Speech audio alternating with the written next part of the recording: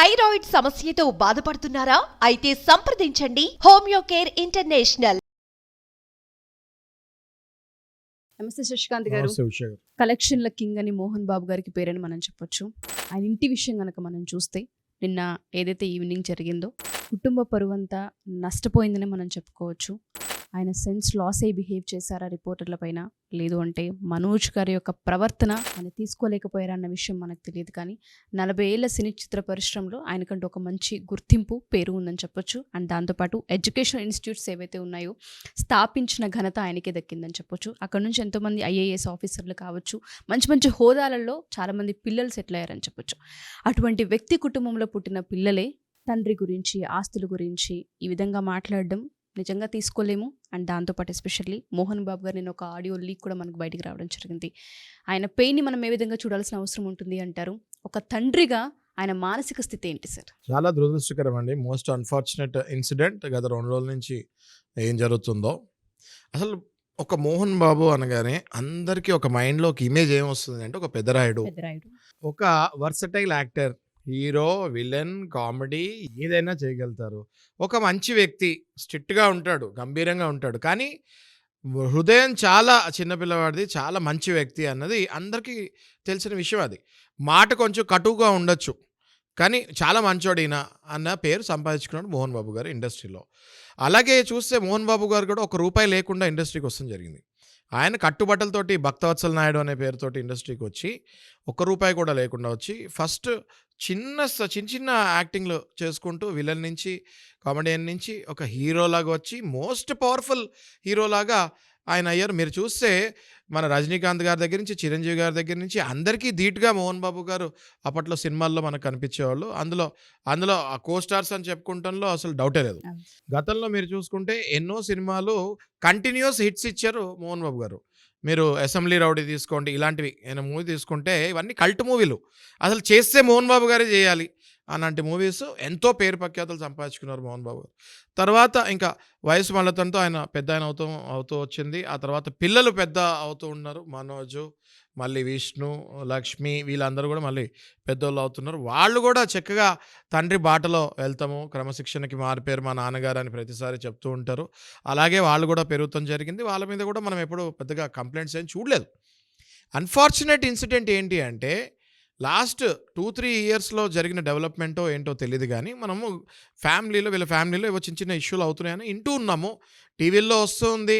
కానీ మనం కూడా ఏంటంటే మోహన్ బాబు గారు అంత పెద్ద స్థాయి స్టేచర్ వ్యక్తి, అంత మంచి వ్యక్తి, మనం ఎక్కువ మాట్లాడుకోకూడదు వాళ్ళ పర్సనల్ ఇష్యూస్ అని మనం కూడా ఎప్పుడూ ఎక్కువ ఇంటర్వ్యూస్లో ఆయన గురించి మాట్లాడటం జరగలేదు.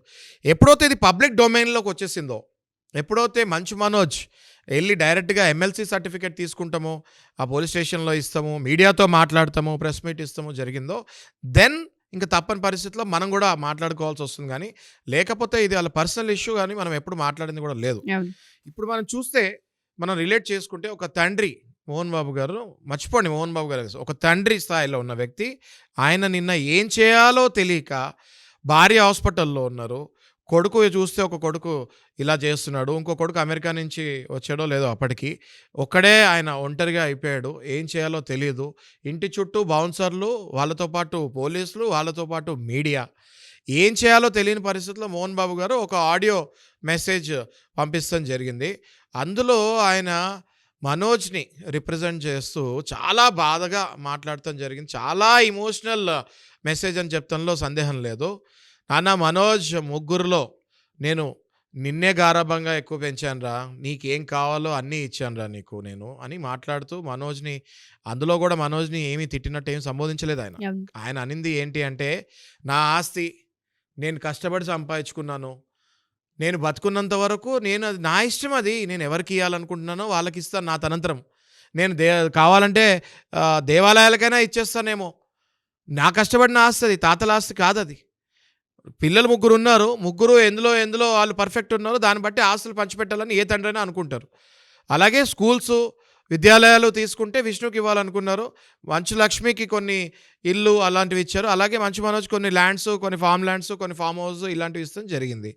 అది తట్టుకోలేని మంచు మనోజ్ ప్రెస్ మీట్లో ఏం చెప్పాడు ఆయన అంటే, లేదు ఆస్తి గురించి కాదు, డబ్బుల గురించి కాదు, ఇది సెల్ఫ్ రెస్పెక్ట్ గురించి అని చెప్పాడు. కానీ మనం వివరాల్లోకి వెళ్ళి చూస్తే డెఫినెట్గా ఇది స్టార్ట్ అయింది అక్కడి నుంచే అన్న విషయం అందరికీ తెలుస్తుంది. నిన్న ఆయన ఆడియో మెసేజ్ మనం విశ్లేషిస్తే కనుక ఆయన పెట్టిన ఆడియో మెసేజ్లో చాలా చాలా చాలా బాధాకరంగా ఉంది. ఆయన పెట్టే క్రమంలో ఆయన స్టేట్ ఆఫ్ మైండ్ ఎలా ఉంటుందో మనం ఆలోచించుకుంటే కంప్లీట్గా కన్ఫ్యూజన్ స్టేజ్లో ఉన్నాడు, ఒక పెయిన్లో ఉన్నాడు, ఆయన ఒక ట్రోమాలో ఉన్నాడు. సమాజాన్ని రేపటి నుంచి ఎలా ఎదుర్కోవాలి, నేను ఒక పులి లాంటి వాడిని, నేను ఒక సింహం లాంటి వాడిని, నేను వచ్చి 100 మందికి ఇది చెప్తే అవును సార్ మీరు కరెక్ట్ అనే పరిస్థితిలో నేను ఉన్నాను, అలాంటిది నన్నే బజార్కి లాగాడు నా కొడుకు, నేను సమాజాన్ని ఎలా ఫేస్ అవ్వాలి అన్న ట్రోమాలో, పెయిన్లో బీపీ హై అయిపోయి ఎదురుగుండా ఉన్న మీడియా వాడు అడిగిన క్వశ్చన్కి మైండ్లోకి వెళ్ళక ఆ మైక్ లాగి మనం కొట్టే సన్నివేశాలు మనం చూసాం. That is only because of his high BP. ఇంటి నుంచి అడుగు బయట పెట్టగానే మొత్తం నల్ల డ్రెస్లతో బౌన్సర్లు, కాకి డ్రెస్లతో పోలీసులు, లైట్లు, మైకులతోటి మీడియా వచ్చేసరికి ఆయనకి బీపీ ఆల్రెడీ ఆయన భార్య ఆల్రెడీ కాంటినెంటల్ హాస్పిటల్లో ఉండేసరికి ఆయన ఆల్రెడీ డిప్రెషన్లో ఉన్నాడు. ఇవన్నీ ఏంటి అర్థం కాని పరిస్థితుల్లో అంతమందిని చూసేసరికి ఆయనకు అర్థం కాక ఆ మైక్ని లాగి కొడతాం జరిగింది. That was the incident which has happened yesterday. Most unfortunate. Mohan Babu garu బతుకుండగానే తలుకొరు పెట్టినట్టు చేశారు ఈ పిల్లలు. Most unfortunate incident which has happened yesterday. చూడండి, ఒక తండ్రిగా ఒక స్టేజ్కి వచ్చిన తర్వాత, అంటే చిన్నపిల్లలు 10 ఏళ్ళ లోపల పిల్లలు అంగీకరించట్లేదు మీరు చెప్పింది అంటే దట్ ఈస్ ఓకే, అది డిఫరెంట్ స్టోరీ. అది పిల్లలకి 40 ఏళ్ళు, 50 ఏళ్ళు, లేకపోతే 30 ఏళ్ళు దాటిన తర్వాత ఆ పిల్లలు మీ పరువు, మీ ప్రతిష్టలు రోడ్డుకి ఈడ్చేటప్పుడు ఒక తండ్రి ప్లేస్లో ఉండి మీరు ఆలోచిస్తే మీ పరిస్థితి ఎలా ఉంటుంది అప్పుడు? ఆ పెయిన్ కానీ, ఆ ట్రోమా కానీ, ఆ ఇన్సల్ట్ కానీ, ఆ ఇన్సెక్యూర్డ్ ఫీలింగ్ కానీ, రేపు పరువు నష్టం అనే ఫీలింగ్ కానీ, రేపటి నుంచి అసలు సమాజంలో నేను అసలు బయటకు వెళ్ళగలుగుతానా, నా ముందు నుంచుంటానికే భయపడేవాళ్ళు నా ముందు కాలు మీద కాలేసుకొని కూర్చున్నా నేను ఏమీ అనలేని పరిస్థితికి నేను వెళ్ళిపోయాను ఇప్పుడు అని డెఫినెట్గా మోహన్ బాబు గారు అనుకుంటంలో సందేహం లేదు. ప్రతి తండ్రి నిన్న జరిగిన ఇన్సిడెంట్ మీ ఇంట్లోనే జరిగితే మీరు ఆ పెయిన్ ఫీల్ అవ్వరా అని అడుగుతున్నాను నేను. ఇవాళ మోహన్ బాబు గారి ప్లేస్లోకి మీరు వెళ్ళి ఆలోచించండి. ఇవాళ ప్రతి ఇంట్లో ఇంటింటికి ఒక రామాయణము, ప్రతి ఇంట్లో జరిగే విశేషాలే ఇవి. రేపు పొద్దున మీ ఇంట్లో ఇదే జరిగితే తండ్రి స్థానంలో ఉన్న మీరు సైకలాజికల్గా you will lose everything and you will not even understand. అంటే మీకు అర్థం కూడా కాదు మీరు ఏం చేస్తున్నారో అన్న విషయం. అది గ్రహించి మోహన్ బాబు గారిని తప్పు పట్టకూడదని నేను అంటాను. ఒక రకంగా మనం చెప్పుకోవాలి అంటే సిచ్యుయేషన్లో ఆయన షాక్కి గురయ్యారని చెప్పొచ్చు. ఖచ్చితంగా. ఎందుకంటే చూస్తే మీడియా, దాని తర్వాత మీరు అన్నట్టుగానే అక్కడ పోలీసులు, బౌన్సర్లు, ఇంటి చుట్టూ కొన్ని 100 మంది జనాలు గుమ్ముకూడేసరికి ఒక శుభకార్యానికి రావచ్చు కానీ అసలు ఏం జరుగుతుందో అర్థం కాని పరిస్థితుల్లో ఇంతమంది మీడియా రావడం, దాని తర్వాత బౌన్సర్లు ఉండడం, గేట్లని పగలగొట్టే అంత దాకా వెళ్ళిపోవడం అనేది నిజంగా ఏ తండ్రి కూడా దాన్ని తీసుకోలేరు. అసలు అది అర్థం కాని సిచ్యుయేషన్ అని చెప్పొచ్చు. ఆయన సిచ్యుయేషన్ ప్రజెంట్ ఏ విధంగా ఉందని మనం అనుకోవచ్చు సార్, ఏ విధంగా భావించవచ్చు అంటారు? ఇప్పుడు అది కనుక ఆలోచిస్తే డెఫినెట్గా చాలా చాలా బాధపడాల్సిన విషయం అది. ప్రతి తండ్రి 60 ఏళ్ళు 70 ఏళ్ళు దాటిన తర్వాత కొంచెం హ్యాపీగా ఉండాల్సిన టైం అది. కొంచెం పీస్ఫుల్గా, కొంచెం హ్యాపీగా, బాడీ కూడా అన్ని రకాలుగా డిటీరియేట్ అయి ఉంటాయి ఆ టైంకి, సపోర్ట్ చేయదు. పెద్ద పెద్ద టెన్షన్స్ తీసుకుంటానికి కూడా బాడీ సపోర్ట్ చేయదు. అలాంటి పరిస్థితుల్లో మరి మోహన్ బాబు గారు అందులో మోహన్ బాబు గారికి ఉన్న కీర్తి ప్రతిష్టలు అందరికీ తెలుసు. అంతా ఇంత కష్టపడి సంపాదించుకున్న పరువు సార్. పరువు, ప్రతిష్ట, డబ్బు అన్నీ ఆయన కష్టపడి సంపాదించుకున్నదే. ప్లస్ ఆయన ఎప్పుడు కూడా సమాజానికి ఒక మంచి సందేశం ఇద్దామని మోహన్ బాబు గారి కోపం అని అందరికీ తెలుసు, మనందరికీ తెలుసు, ఆయన కోపతాపాలు అందరికీ తెలుసు. అట్ ద సేమ్ టైం ఆయన క్రమశిక్షణ కూడా అందరికీ తెలుసు, మనందరికీ కూడా. ఆయన నందమూరి తారక రామారావు గారిని ఆదర్శంగా తీసుకొని ఆయన క్రమశిక్షణ నేను నేర్చుకున్నాను అని చాలాసార్లు ఆయన చెప్తూ ఉంటాడు స్టేజ్ల మీద. సో డెఫినెట్గా అలాంటి వ్యక్తికి ఇలాంటిది జరుగుతామన్నది డైజెస్ట్ కాని విషయం. ఫస్ట్ ఆఫ్ ఆల్ ఇండస్ట్రీలో ఇది మోహన్ బాబు గారికి తెలిసిన వాళ్ళే డైజెస్ట్ చేసుకోలేకపోతున్నారు ఈ విషయాన్ని.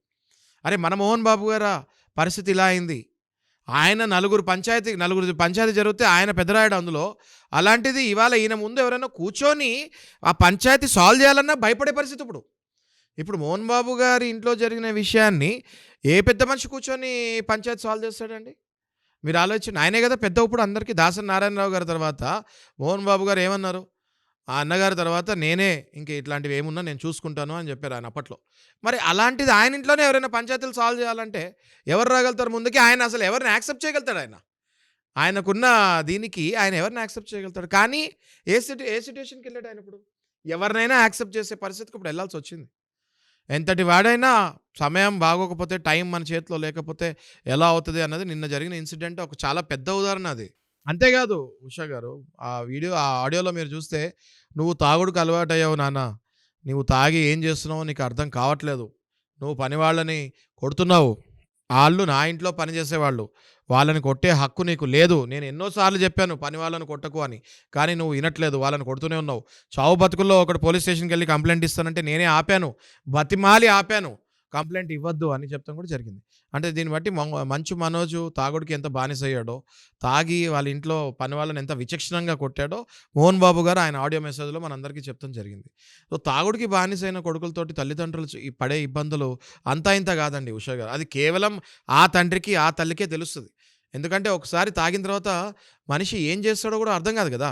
అలాంటిది ఒక 40 ఏళ్ళు వచ్చిన కొడుకు తాగుడుకి బానిసైతే ఇలాంటివి జరుగుతంలో సందేహం లేదు, ఆశ్చర్యం లేదు. ఇప్పుడు చూడండి ఉషా గారు, తండ్రి బతికుండగానే తలకొరువు పెడతామంటే ఇదే. ఆ! ఆయన ఎంత పరువు, ప్రతిష్ట సంపాదించుకున్న వ్యక్తి గుగ్గిపాలు చేసి ఆయన ఎట్లెళ్ళాలి, ఏం చేయాలో తెలియని పరిస్థితిలో మోహన్ బాబు గారిని వదిలేస్తారు. ఏ తండ్రైనా కూడా ఒక స్టేజ్ వచ్చిన తర్వాత నాకు సపోర్ట్ ఎవరనుకుంటారు? కొడుకులే నా సపోర్ట్.